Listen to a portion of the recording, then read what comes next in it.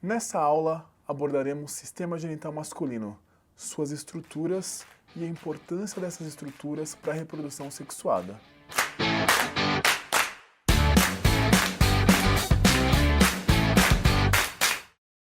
Quando a gente fala de reprodução humana, temos que lembrar que os indivíduos precisam atingir uma maturidade para que de fato consigam se reproduzir. Nesse caso, nessa aula, nós vamos falar sobre o sistema genital masculino, dando ênfase a essas transformações e de que forma as estruturas se conversam para que tenha de fato a liberação de espermatozoides, que vai ser super importante para o processo de reprodução sexuada. Quais vão ser as mudanças, quais são os processos que ocorrem para que o menino de fato se desenvolva e consiga atingir a maturidade sexual e dessa forma se reproduzir? Então a gente vai ver isso na aula de hoje. Bom, vamos entender que o indivíduo do sexo masculino precisa desenvolver estruturas que possibilite a liberação dos espermatozoides para que de fato ocorra a reprodução sexuada. Nesse contexto, essa figura traz para a gente justamente algumas das principais estruturas que fazem parte do sistema genital masculino. Entre essas estruturas, nós temos o pênis, a uretra, ducto deferente, glândula seminal e por aí vai. Nós vamos, nos próximos slides, frisar a importância e a função dessas estruturas. Então, falando das estruturas do sistema reprodutor masculino, vamos falar sobre a uretra. A uretra é o canal pelo qual a urina e o sêmen são eliminados. No caso dos homens, urina e sêmen são eliminados pelo mesmo canal. E o que acontece? Quando a gente vê nessa figura aqui, a gente vê que perto da uretra tem tecidos que no momento da ereção vão ficar cheios de sangue e vai possibilitar de fato a liberação também desse espermatozoide para o ambiente externo. Então, nessa uretra eu vou ter uma abertura que fica na extremidade do pênis. E essa região vai ser denominada de glande. Então, na glande eu vou ter uma abertura que vai ligar diretamente com a uretra, permitindo, de fato, a liberação de espermatozoides.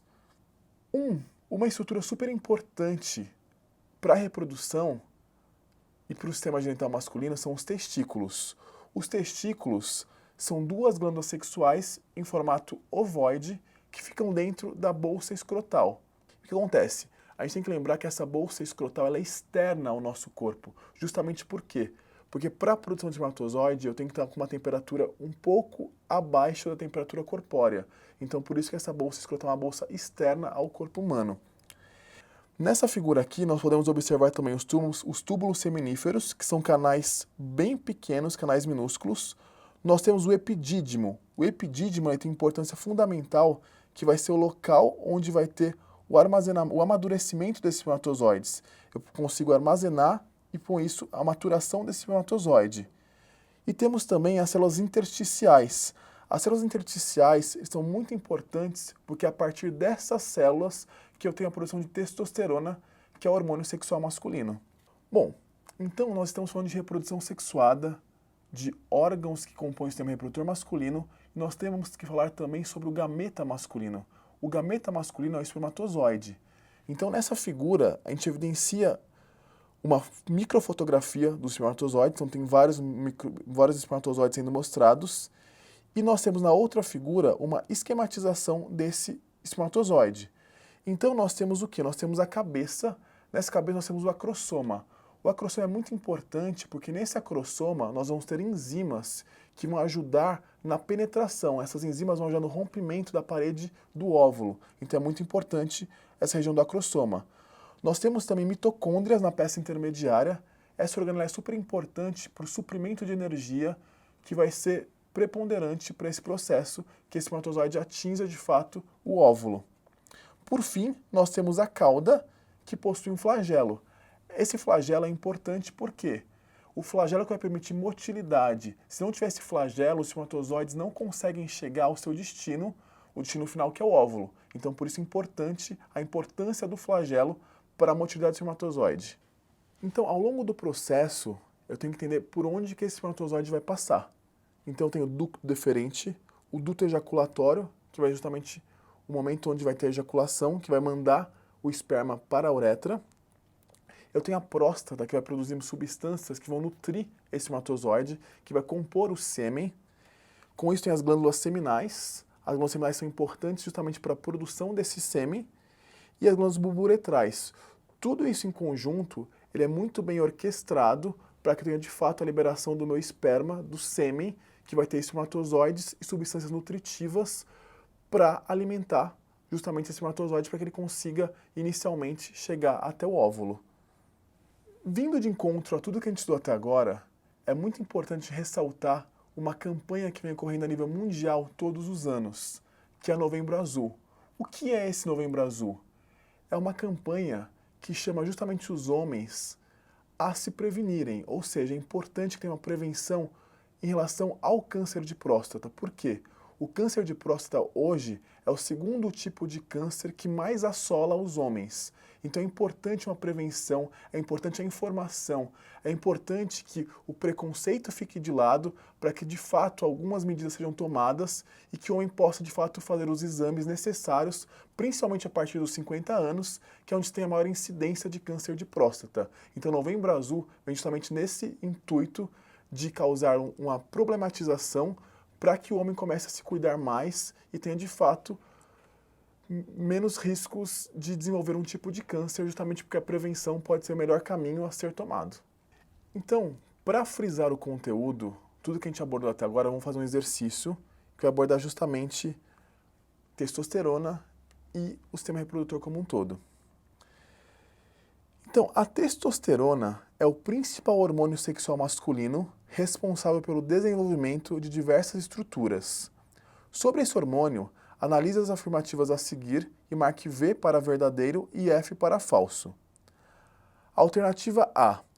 A produção de testosterona começa no período da puberdade e continua até o fim da vida? E aí, pessoal?